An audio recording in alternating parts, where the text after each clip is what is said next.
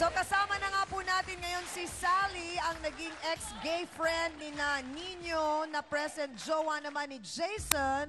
Nasa kanya nga daw po nagmula ang kwentuhang ito. So narinig mo naman, Jason, sinabi ni Sally, pinagkukwentuhan lang naman daw pala ninyo yon. Hindi siya ang nagkalat. So talagang ikaw ang nagkalat ng balitang yon. Hindi ma'am, hindi ko rin ma-sure na kung sinabi niya rin sa iba. Diba? May pinagsabihan ka bang iba, Sally?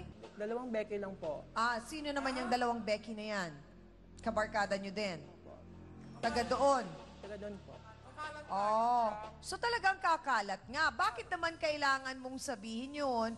Kung alam mo naman kahit papaano, ay may namagitan sa inyo ni Nino, ni Mark. Hindi mo ba sila minahal? Minahal din po. Okay. Gano'n na bang pinakamatagal na naging karelasyon mo? Si Jason pa lang, 2 months. Si Jason. Kadiri-relasyon nyo. Kadiri-relasyon nyo. Ikit lang kayo sa amin. Inggit pa? Inggit pa? Okay, so sandali Kapal ng lang. mukha ni Jason. So si Sally, si Jason na yung pinakamatagal na naging jowa mo. Bakit sa palagay mo nagtatagal kayo ni Jason? Kasi masarap siya.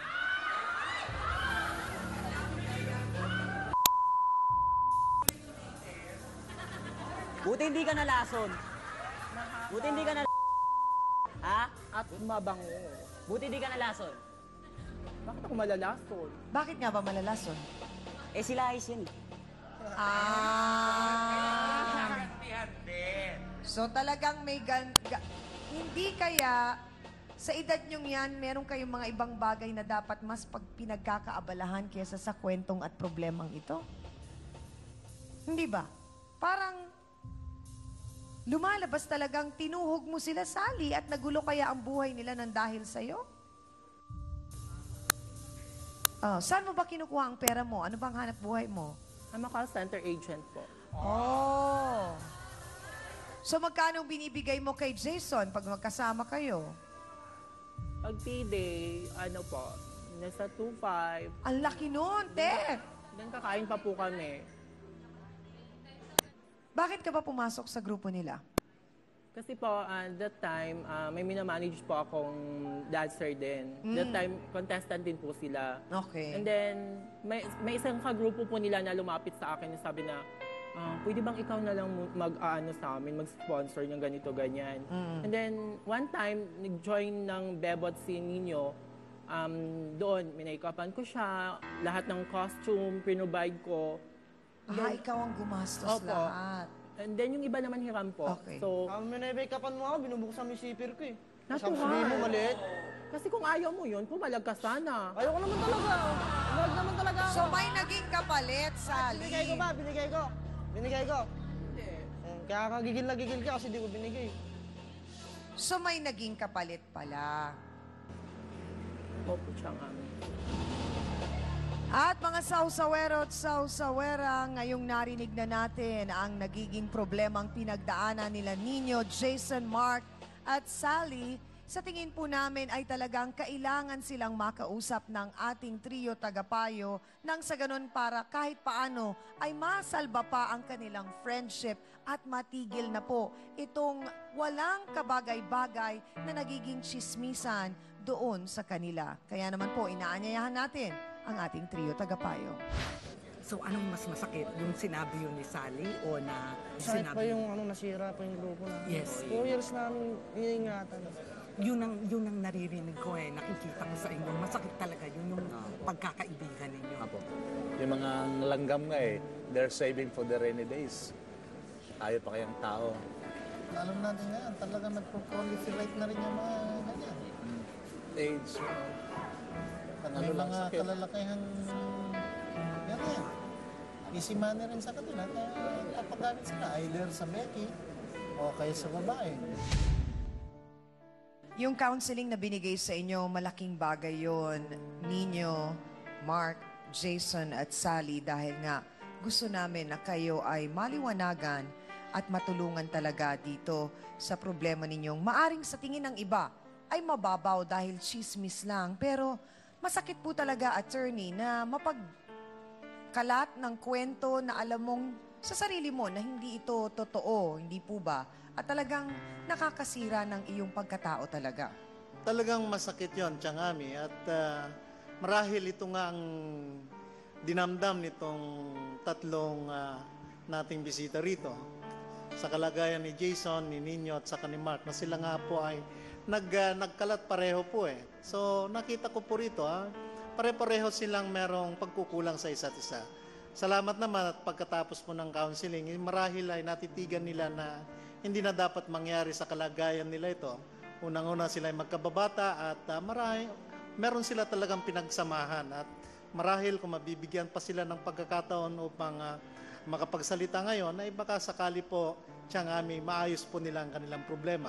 Salamat po, Attorney Acosta. Doc Margie, parang lumalabas talagang yung naging chismis ay nakakalalaki yung dating, hindi po ba? Talagang nakakababa sa kanilang self-esteem marahil, hindi ba?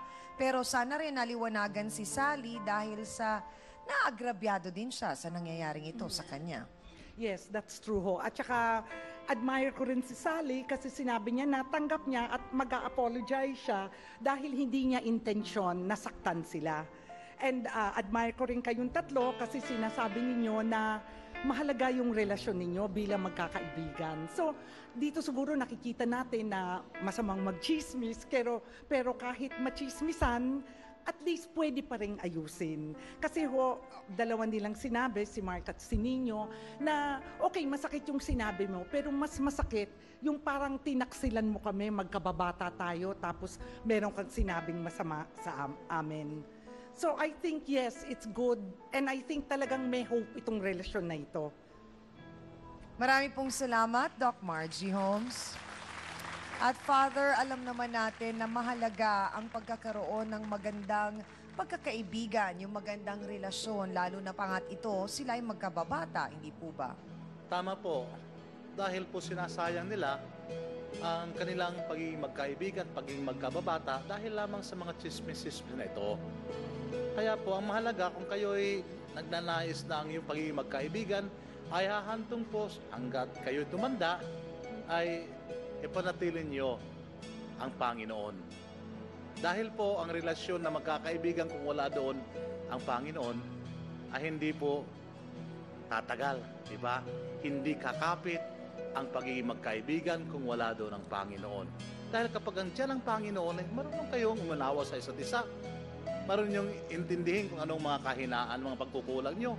Ito mga kapintasan ay dapat natin matanggap. Dahil kung tayo ay tumatanggap sa mga kapintasan na ito, nakikita natin kung ano ang pagkakataon na tayo magbago. Sa ating kahinaan, ay magiging malakas tayo doon. Salamat. Marami pong salamat, Father Sunny Merida, at syempre pa sa ating pong trio, tagapayo. Alam niyo sa totoo lang, Nino, Mark at Jason, ako talagang naniniwala na meron naman din kayong mga pangarap sa buhay.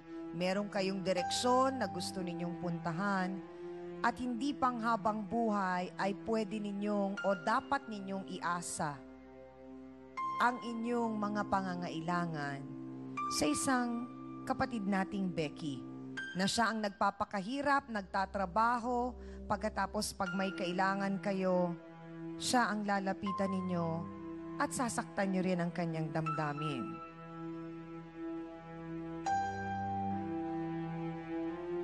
Naniniwala akong maaring stage lang ng buhay ninyo itong dinadaanan niyong ito. Pero dahil nga sa kayo ay mga 20 na, abay dapat medyo ibahin na natin ang kwento ng ating buhay. Lahat tayo, ito ilang beses ko nang inuulit dito sa programang ito, pero ito marahil ang magiging gabay ninyo na kayo ang gumagawa ng buhay ninyo. So hindi ko alam kung sinong dapat maunang humingi ng sorry, kung sino ang dapat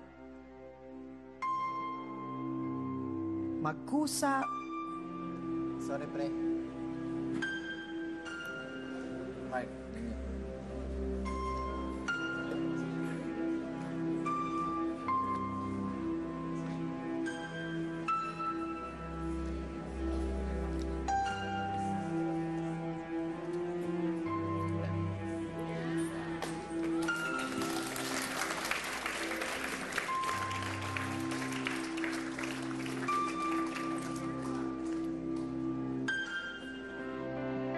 hayaan mo pa bang saktan ka ni Jason?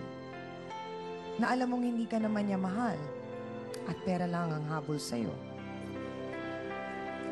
Hindi na po siguro siyang amin. So anong ibig sabihin ng hindi na siyang amin? Pag-uusapan na lang namin po. Mag-uusap kayo. Sige. Rerespetuhin ko ang inyong desisyon. At hangad nga namin na maayos nyo at hangad ko din, Sally, na makatagpo ka ng talagang taong magmamahal sa'yo at hindi yung para kunin lang o humingi lang ng pera sa'yo. May sasabihin ka pa, Sally, kay Mark at kay Nino? Ninyo, sorry. Alam mo yan, may pinagsamahan din tayo. Hindi ko talaga intention na pag-awayin kayo kasi sa amin nga lang yun. So, sana mapatawad mo ako. Sa'yo din, Mark. Sorry din.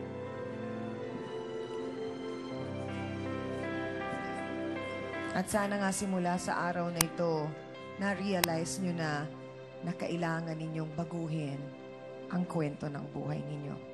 Maraming salamat sa inyo. Aminan na po tayo mga kapatid, maikli lang ang buhay. Kaya sana po, sa halip na gumawa tayo ng mga kwento na hindi maganda patungkol sa iba, ilaan na lamang po natin ang oras natin sa mas kapaki-pakinabang na mga bagay.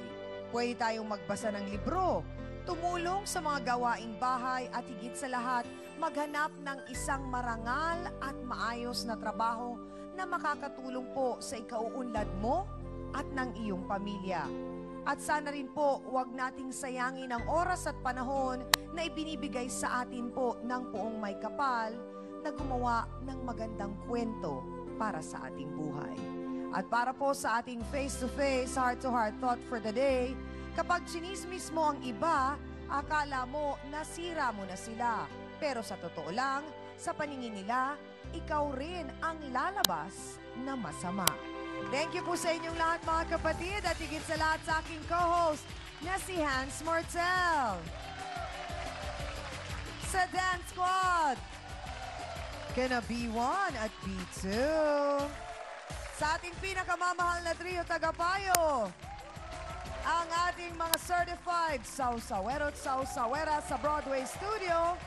At sa ating mga naging bisita at nagpaunlak ngayong hapon, maraming salamat po. At syempre pa, more ang aming pasasalamat sa inyong lahat mga kapatid sa pagtutok po ninyo dito lamang po sa nag-iisang pambansang programa sa telebisyon. Ako po ang muli ang inyong pambansang kapitana, ang inyong siyang amin na laging nagpapaalala ang problema. Pwede mong tawanan pero hindi mo yan dapat talikuran. Kaya kung may problema ka, harapin mo, pag-usapan natin yan. Para po sa inyo to mga kapatid. Matalas pa sa balisong ang usapang sulutan sa pag-ibig. Ngayong Biyernes sa Talisay, Batangas. Pinalitan po niya ako, ma'am. Eh bakit hindi mo tinulak? Palay na lumapit. Eh, siyempre, kukain mo talaga. Ang other woman na palaban. Ano ang meron ka na wala si Althea? Mayroon siya kagandahan. Talentado pa pala. Marunong ka nang umangta ng walang buset at sumisit na walang tubig. Ang legal wife, paano siya tatapatan? Bakit hindi mo subukan mag-alindog project? Magsuot ka ng shorts na ganon, spaghetti, tanggalin mo na. Sexy naman po ako eh. Oo nga, sexy ka